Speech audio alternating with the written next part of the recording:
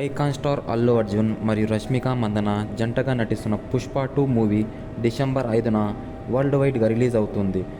పుష్ప 1 తర్వాత పుష్ప 2 3 ఇయర్స్ తర్వాత రిలీజ్ అవుతుంది. ఇప్పటికే టికెట్స్ అన్నీ అడ్వాన్స్గా బుకింగ్ అయిపోతున్నాయి. పుష్ప 2 రిలీజ్ డేట్ దగ్గర పడుతుంటే మూవీ మీద అంచనాలు పెరిగిపోతున్నాయి. పుష్ప 2 మూవీలో సుకుమార్ గారు డిఎస్పితో వైఫ్ అండ్ హస్బెండ్ పాట ఉంటే బాగుండు అని చెప్పినారంట. డిఎస్పి గారు ఇందులో చూసేటి అగ్గిరవ్వ మాదిరే అనే పాట పెట్టారంట. పుష్ప 2 మూవీలో ఇంటర్వెల్ జాతర ఫైట్ 12 నుంచి 15 నిమిషాలు ఉందని చెప్పారు. దానికి దాదాపు 60 కోట్ల దాకా ఖర్చు పెట్టారంట.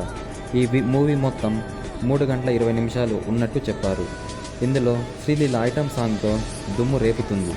పుష్ప 2 నిజాం ప్రీ రిలీజ్ బిజినెస్లో డబుల్ మార్జిన్తో ఆల్ టైమ్ దుమ్ము రేపుతుంది.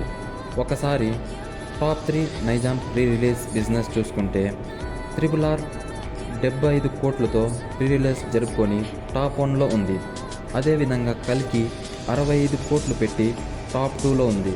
సలార్ మూవీ 60 కోట్లు పెట్టి టాప్ 3లో ఉంది.